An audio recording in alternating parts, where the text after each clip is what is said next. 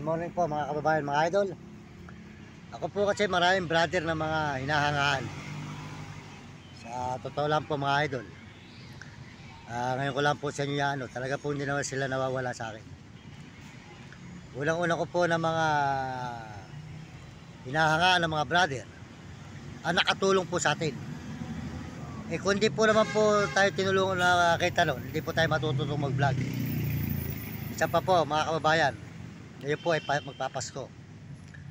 At maraming salamat po sa kanya. At yung po mga binigay niyang mga gamit, yung kama, yung lamesa sa tupuan, nandun pa po sa amin.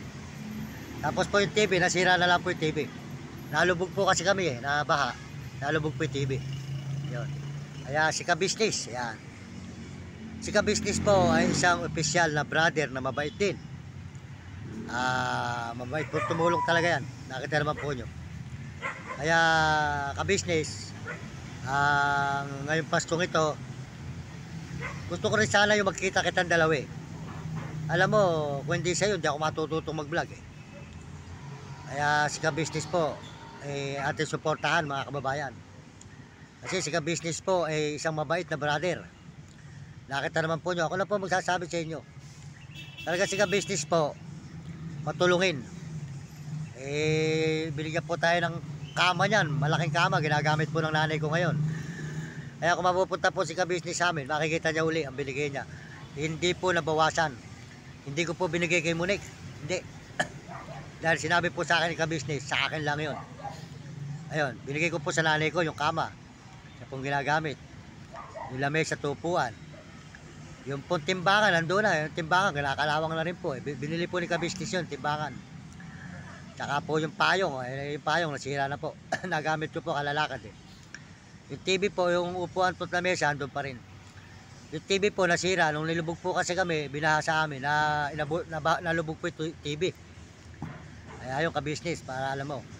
Ngayon po Ka-Business, ngayon Paskong ito ang regalo ko sa iyo Ka-Business. Yun, regalo ko po ito kay Ka-Business dahil po sa kabutihan niya sa atin. At mabait naman po si Ka-Business mga idol. Talaga po tayo kaka po huwag natin pabayaan ang kanyang channel. Suportahan po natin si Ka-Business mga idol. Mabait po tao yan, si Ka-Business po mga idol. Pakisuportahan po nyo si Ka-Business official. Regalo ko po sa kanya to kayong Paskong ito. Sana po kayong Paskong ito magkita kaming dalawa. Sigurado po magkakaiyakan kaming dalawa niyan.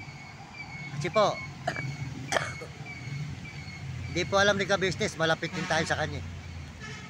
Pero noon po, nahanap po niya ako ng birthday siya. Kaya ngayon pa mga Ka-Business, binabati kita ng happy birthday. Happy birthday pa rin Ka-Business kahit hindi ako nakarating sa iyo. Hindi ako nakakita ng mga kagrupo mo sana dito sa Maynila magkita tayo magpapasko. Ako yung maliligayahan pag nakita kita Ka-Business. At tinatanong ko sa iyo ng utang na loob. Ang pagka-video kong ito, ang pagka-brother kong ito, nagbuhat sa iyo. Alam ng Diyos yan. Kaya sold out na lang sa iyo Ka-Business. At sa yung misis, kay Mrs. Ka-Business, sold out po.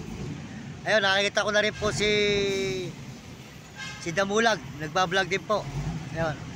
Pakisuportahan na rin po nyo si Damulag mga kababayan. Mabait pong brother yan, si Damulag. Huwag po nyo pababayaan. Mabait na tao po yan si Damulag mga idol. Pakisuportahan po natin si Damulag. At mabait pong tao yan. Tsaka po si Ka-Business po mga kababayan. Ka-Business Paalala po sa inyo mga idol, huwag nyo kakalimutan, kung hindi po kay Ka-Business, hindi tayo matututong mag-video.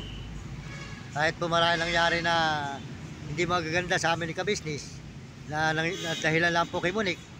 Si Monique po kasi walang kwentang tao po talaga si Monique Si Monique po kasi may bisyo. Kaya kung ano ginagawang pag hindi mo natulungan, gagawa ka ng paninira. Kaya yan na lang po natin si Monique, wala pong kwentang tao yan Ayan. Kaya si Ka-Business na lang po intindihin natin. Kasi po si Ka-Business, may utang na loob po tayo. Kung hindi po natin tayo na-videohan yan, paano po tayo matututong mag-video, di po ba? Kaya masasabi ko po sa inyo mga kababayan sa buong mundo, supportahan po nyo si Ka-Business, mabait na brother yan.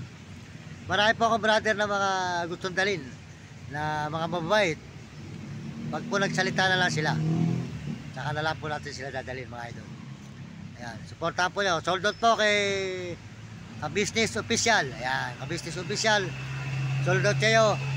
Ang regalo ko sa iyo ng pastong ito, habang ako'y nabubuhay, hindi kita malilimutan.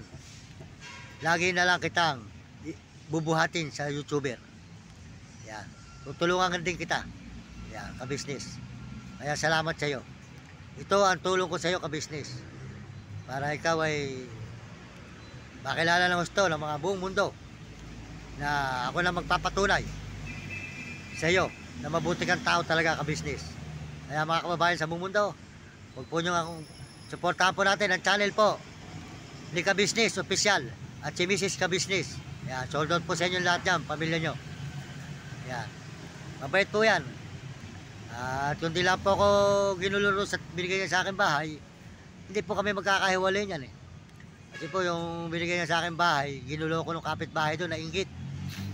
Kaya yan, maraming salamat po kay Mrs. Ka-Business sa mga payo niya noon, at saka po kay Ka-Business Official.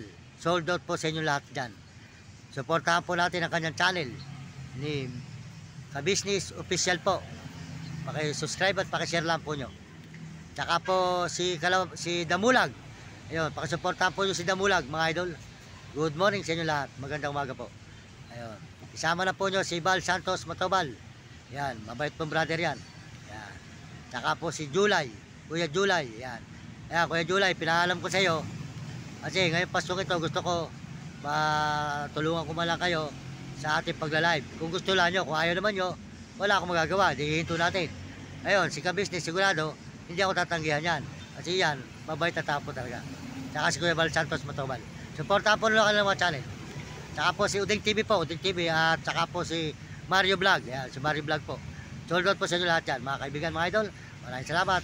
Magandang umaga po sa inyo lahat. Good morning, good morning.